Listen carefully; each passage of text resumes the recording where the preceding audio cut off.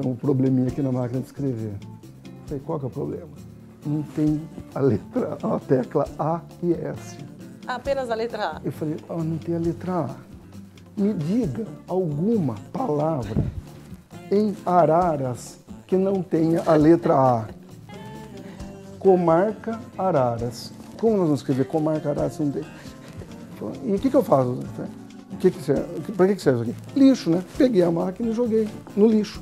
Só que em todo o fórum tem um lixinho de madeira e o piso era aquele de tábua solta. Sim. E eu soltei, aquilo fez um barulho ensurdecedor. Metade do público interno e externo veio ver o que tinha acontecido. E eu lá com uma cara assim. Tranquila. Tranquila. O que aconteceu? Não sei. E aí conta a história que eu joguei a máquina no advogado, que eu joguei a máquina pela janela. A história é que eu peguei a máquina e joguei no lixo. E pedi que viesse outra máquina.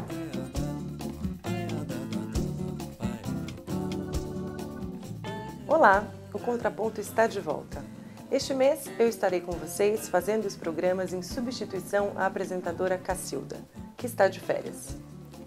Hoje o Contraponto tem o prazer de conversar com Dimas Borelli Tomás Júnior, desembargador do Tribunal de Justiça do Estado de São Paulo. Tudo bem, desembargador? Tudo bem. É um enorme prazer tê-lo conosco hoje. A honra é toda minha. Prazer estar com vocês. Muito obrigada. Desembargador, há unanimidade na premissa de que o Código do Consumidor deu certo. Mesmo no binômio cidadão e administração pública, o senhor pensa que essa premissa é válida? Eu tenho minhas dúvidas, muitas dúvidas.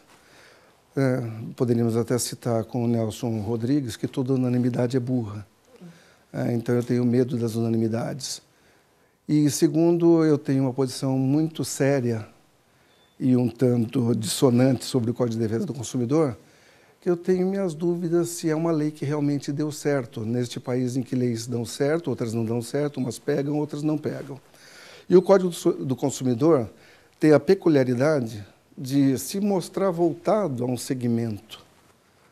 Então torna-se uma lei simpática. Afinal de contas, temos muito mais consumidores do que fornecedores.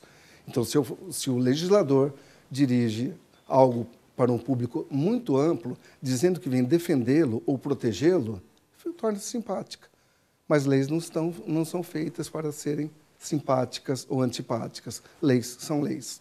No aspecto da administração pública, é interessante observar que logo no artigo 3º do Código já vem a previsão de que ela se aplica ao serviço público, como fornecedor de alguma coisa. Depois, as políticas públicas que passam pelo Código de Defesa do Consumidor também são muito interessantes, só que os detratores do Código de Defesa do Consumidor, do Código do Consumidor, desviam o assunto. Afinal de contas, a administração pública, quando presta algum serviço, presta gratuitamente. Quando presta algum serviço remunerado, o faz por meio de tributo. Então, há uma grande parcela de juristas que afastam a aplicação do Código de Defesa do Consumidor exatamente pela graciosidade ou gratuidade da prestação de serviço, ou então porque o serviço é tributado. Então, a peculiaridade de se saber se uma lei pegou ou não pegou, se a lei deu certo ou não deu certo, não é assim tão concreta como às vezes aparenta numa situação de véspera de feriados de grande consumo. Sim. Ou quando se entra no estabelecimento e está lá uma placa. Uma placa. Este estabelecimento tem o Código de Defesa do Consumidor. Nunca vi isso nos centros de saúde. Nunca vi isso nos fóruns.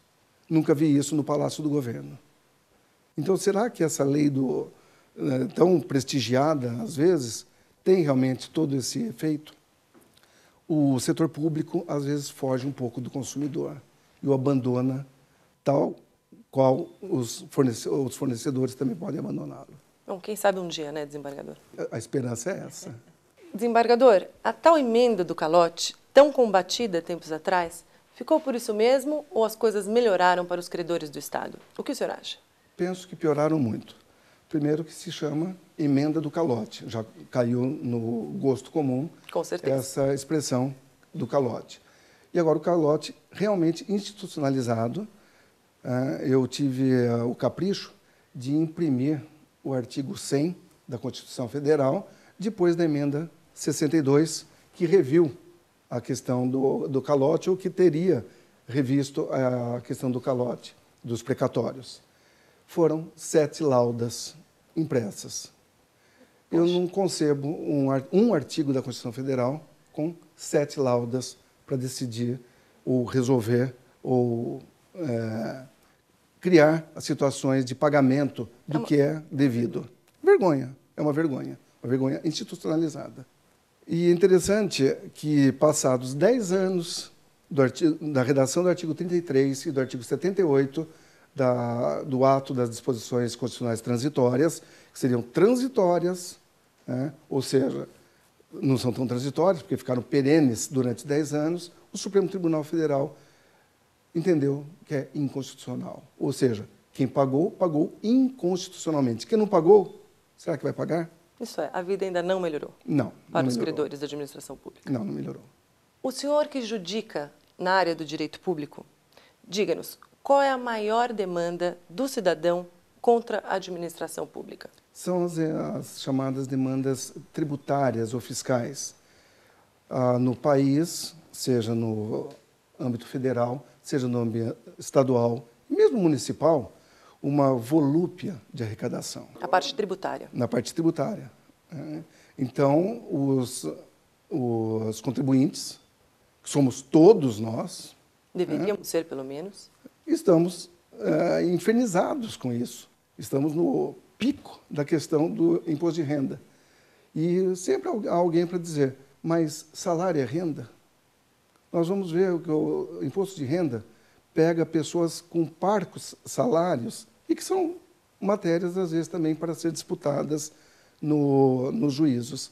E o maior credor disso tudo fica o cidadão que não tem a prestação jurisdicional conveniente. É revoltante. É revoltante também esse aspecto. Agora me diga, desembargador, o que o senhor acha da proposta do governo de cobrar pedágios nas estradas por quilômetro rodado? O senhor acha uma boa ideia? O senhor acha que funciona? O que o senhor acha? Nos países em que já estive, em que existe essa forma de cobrança de pedágio, funciona. Porque realmente imagina-se que aquilo que foi usado de rodagem é o que será pago. O senhor acha mais justo? Acho mais justo, bem mais justo. O senhor acha que vale a pena tentar? O senhor acha que funcionaria no Brasil?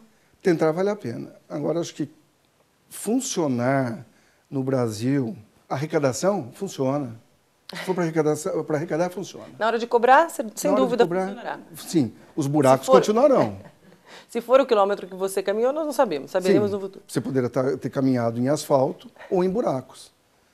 Mas funciona a arrecadação. Mas pagará de qualquer maneira. Sim.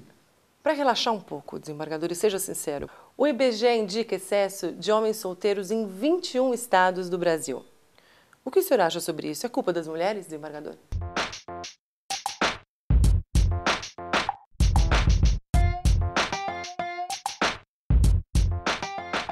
Não, não acredito que é culpa das mulheres. Eu acho que é culpa da evolução. A mulher hoje é muito mais independente. Eu acho que não, acho que é uma opção.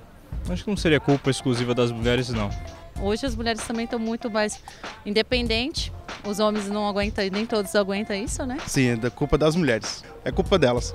Não, eu não acho que seja culpa das mulheres, não. E nem dos homens. Eu acho que as pessoas hoje estão mais preocupadas em estudar, em trabalhar. E acho que acaba não sobrando tanto tempo, assim, para um relacionamento sério. Não, não é culpa de mulher nenhuma. É culpa de homem que não gosta de mulher. Se tem muito homem solteiro, é suspeito. Não, eu acho que não é culpa das mulheres, não. Tem uma leve culpa que é o seguinte, as mulheres estão ficando mais independentes. Então esse negócio de casar não é prioridade. Questão social aí, que o pessoal está se preparando melhor para casar, né? Eu acho que não, são questões culturais, enfim. Então, vamos fazer uma conclusão rápida. As mulheres hoje não estão querendo mais homem. As mulheres estão querendo cartão de crédito, estão querendo dinheiro. Encerrado o assunto. Se os homens estão solteiros, é que eles não têm mulheres para casar. Ou se eles não querem casar, homens solteiros. Mas se há mais homens solteiros, também haverá de haver mais mulheres solteiras, porque homens, ao que me consta pela Constituição, casam-se com mulheres e vice-versa, porque esse é o preceito constitucional. Casamento é a união de homem e mulher. Se tirar homem e mulher desse preceito constitucional e passar apenas casamento é a união de pessoas, aí não haverá mais tantos homens solteiros, nem tantas mulheres solteiras. Ou, pensando bem, sei lá. Viu? Então acho que não é culpa das mulheres, pensando por esse lado. Talvez do IBGE. Talvez do IBGE. Desembargador, voltemos ao direito. Fala-se muito em tráfico internacional de crianças. A adoção internacional de crianças entraria nesse contexto? Pela minha experiência, eu tive uma larga experiência nesse campo, jamais deparei com uma situação, a não ser por notícias espetaculosas, de que a adoção internacional, ou mesmo a adoção nacional, se prestasse a uma situação tão absurda. Né? O próprio nome, né? Tráfico internacional, sugere o tráfico, fora dos mecanismos legais. Lógico. Se nós quisermos fazer um levantamento, uma coisa é tráfico para determinado fim ou determinada finalidade. Outra coisa é adoção. E, apesar de estar fora dessa atuação há muitos anos, ainda acompanho algumas situações de adoções que foram feitas há muitos anos, com muito sucesso. E jamais tive qualquer retorno de que qualquer situação que tenha passado pelo judiciário tenha se prestado a um ato tão abjeto como esse. Quem quer fazer tráfico de seres humanos... Talvez seja uma coisa um pouco mais clandestina. Exatamente. Será absolutamente clandestino. Onde compromete-se com a adoção e acaba se tendo tráfico de crianças. Exatamente. Desembargador, faremos um pequeno intervalo e voltamos já já. Fique aí.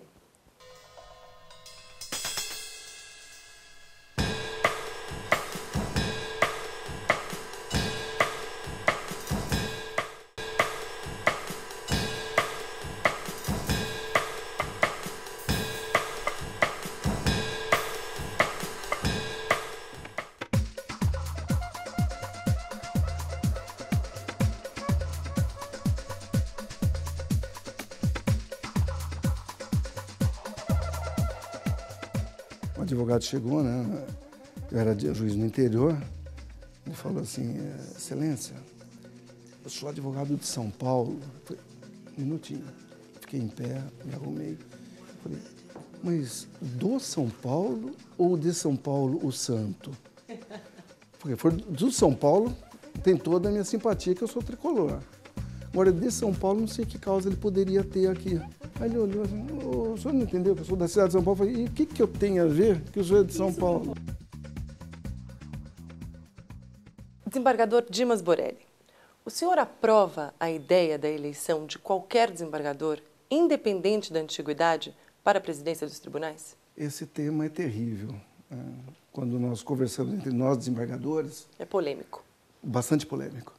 Nós temos a plena convicção que desembargadores mais modernos, como se diz lá,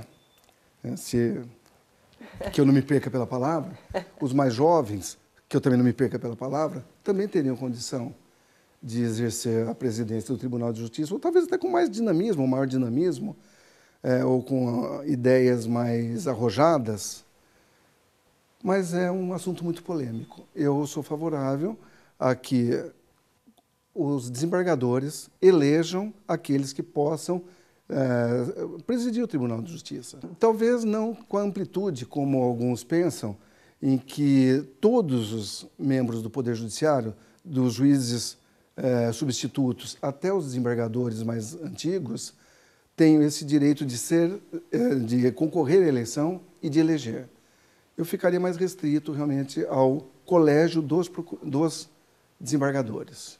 Uma curiosidade feminina, desembargador, alguma vez na sua carreira judiciária recebeu algum obrigado daquele a quem deu uma vitória numa causa?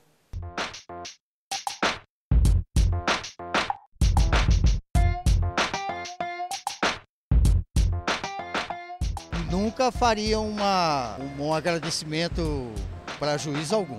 Não, acho que a vitória não está nem ligada ao juiz e nem mesmo ligada ao advogado, mas sim aos próprios fatos e provas que articulam o objeto da causa. Não. Na realidade, eu vou ter que agradecer muito ao meu advogado, sim, Por que não? Ele também me auxiliou na hora que precisava, né? Eu acho que não, eu acho que o juiz está fazendo o trabalho dele e se é alguma coisa que é justa, se eu tenho que ganhar, eu acho que ele está fazendo o trabalho dele. Não cheguei a falar com ele, né? E nem tive essa chance.